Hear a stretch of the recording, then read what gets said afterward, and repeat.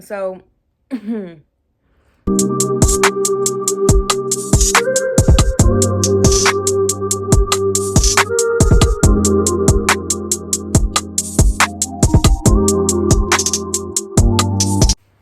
y'all. So, what's good? If you hear my boyfriend in the background, ignore him. But, so growing up, me and my sister and my mom would watch this movie series called Narnia. We would watch, I think there's like 3 or 4 of them. And we watched them often, back to back. Like, we would still watch them to this day. My sister still loved me. We watched them together. But anyways, there's a scene in there. Well, actually, I don't want to really give it up because y'all can also watch it by yourself. But when watching it, it was, I'm not sure where it was based or anything. They had these little, I think, they had English accents. I'm not sure what country they're based in or anything, but of course it's fantasy. They have like humans attached to animals, talk like animals would talk. It's fantasy, not cartoon or anything. They're very much realistic, but of course it's not real. To each their own. I think it was like four siblings, 2 girls, 2 boys. And there's always this, of course, in every movie show you see, there's always like that one badass kid that doesn't listen, that wants to do their own thing independent. Of course, in this movie series, there is this one kid. I guess he's like a pre-teenager, pre-teen, whatever in this. And yeah, there's this one teenager who is definitely like the badass kid who doesn't listen. Very much the black sheep, rebellious, not really rebellious, but the black sheep at least, but in his own thing. And mostly seemed like he was younger of the younger sibling. So, all these things that they like experience, like, oh, like a bad little ice queen talking animals, like all this war thing. They're like princesses and princes. They end up being queens and kings, all this and that. Anyways, this is all like a fantasy in real life. But when they go through like this closet in the movie, it's called like a wardrobe. But they go through this closet, wardrobe doors, and they like see all these nice coats. It's like this winter wonderland. But and it's like nice and then cold but nice, and they're like, oh, where are we? Like, how do we go through the closet door? They end up seeing this whole new different life where they see once again the talking animals, human bodies attached to animals, like all these mixture of animals and creatures, and like dwarves. It's just, but of course, the person who is the one person, like the antagonist, I think that's what they call it, that no one likes, is the queen, and she like rules this one wonderland, whatever. And of course, no one knows this at the beginning or anything. No one knows because once again, it's a new world to them. But I mean, his name's Edmund. That's the black sheep of that's what his name is. I don't want to give too much up, but I feel like I kind of am. He wants to go off and do his own thing, and when he goes off and do his own thing, he meets the queen, which he does not know is like the evil queen. I think maybe he thought like, oh my gosh, it's just like a nice lady who's like the queen, has all these nice stuff. And of course there's magic in this thing too. There's magic in this movie, in this fantasy world. So she has like a little drop in the snow, and it's like, oh, she calls a little servant, like, oh, get that thing out of the snow that she just poured in there. And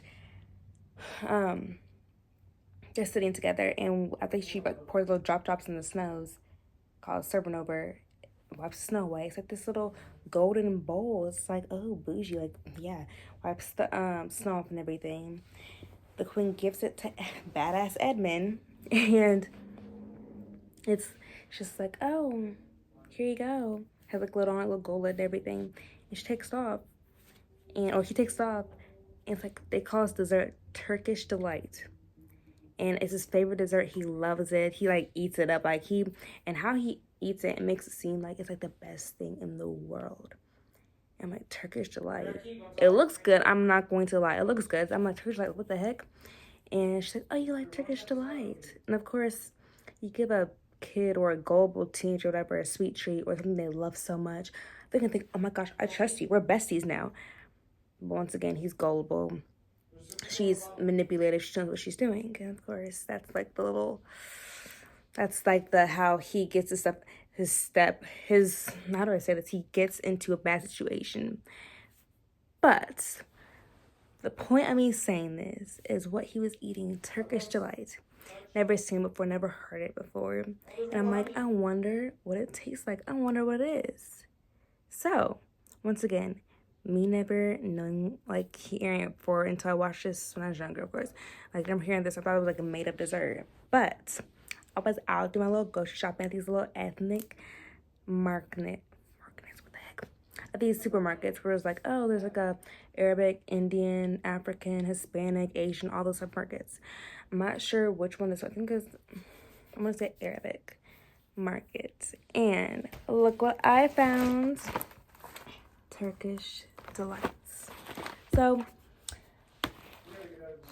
they had like 3 flavors. It was muscati, something like that. It's like La Plant, muscati, whatever.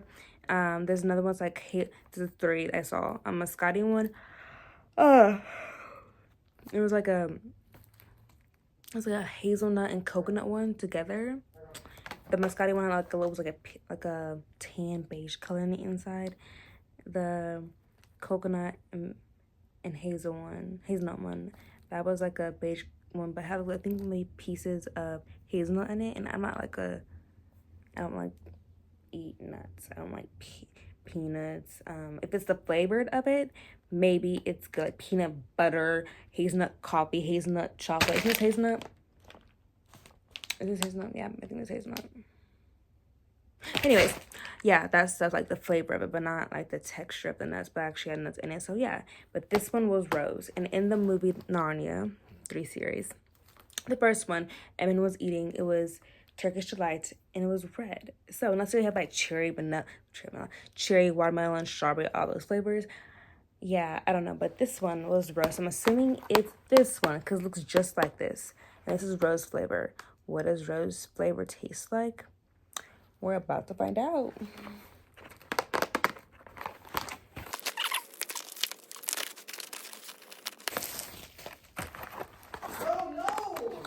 Okay. Maybe the back. An old Turkish proverb tells us when to eat sweetly and speak sweetly. Ottoman Empire. Okay, Turkish life dates back to the time of Ottoman Empire. Someone Google that and find out what that is, because I don't know. Ingredients: sugar, cornstarch. I feel like it's very simple things. Like, of course, it's dessert, so it's gonna have like 14 grams of sugar for 1 piece. So that's that. I guess that is kind of high, but anyways, that means it's sweet at least. Part of the Turkish culture, of course, is Turkish delight. Okay. Ooh. I don't know what's in shade about spilling it. Is it coming something out? But it looks like this might open it. Look at this might open it. It has powdered sugar everywhere. It is like a squish, like a gummy. Okay, it has powdered sugar.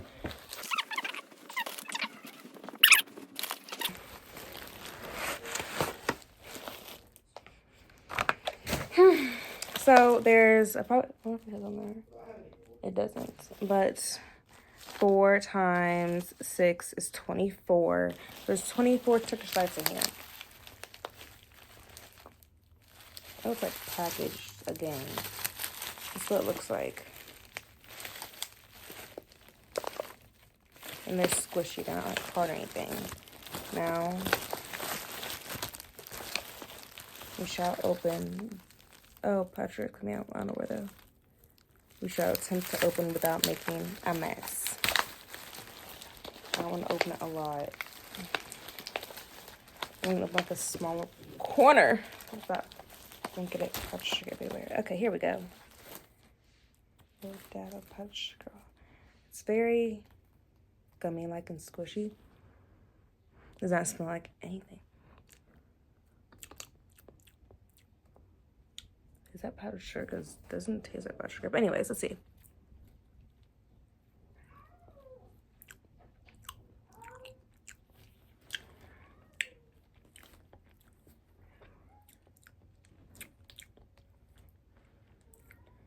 So, know how you think a rose smells like? That's exactly how it tastes like. Like, I don't know how this is his favorite. It's sweet, but it literally tastes like you accidentally spray perfume in your mouth. Like you have like Febreze, not Febreze, it's strong. Like perfume, like floral, rose scented perfume.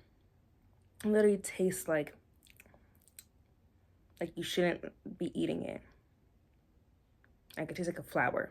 Like this is rose. Like literally it's just rose with sugar on it.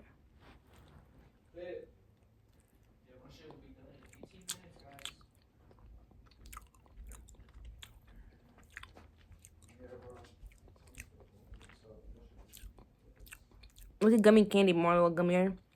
But the taste is definitely, yeah.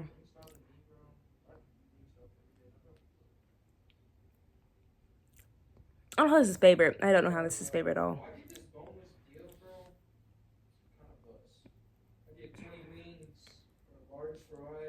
I wonder if there's other flavor. Like this is, it's gummy and all that. Like this, cannot be eating this on daily.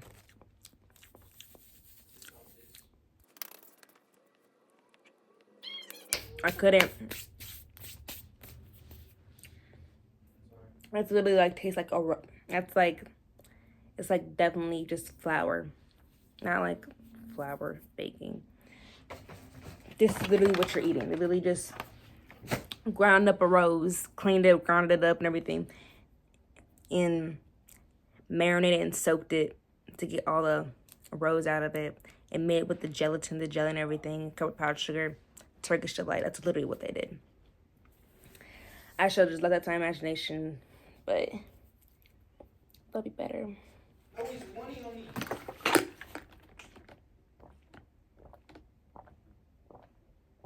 Right here. Okay. Yeah. That's Turkish delight. Thanks for bearing with me. But if y'all want to try it yourself, I would suggest going to, I think, like an Arabic store. And I hope y'all don't hear in the background this whole video. If you do, I am so sorry. But anyways, thanks. Tune in next time.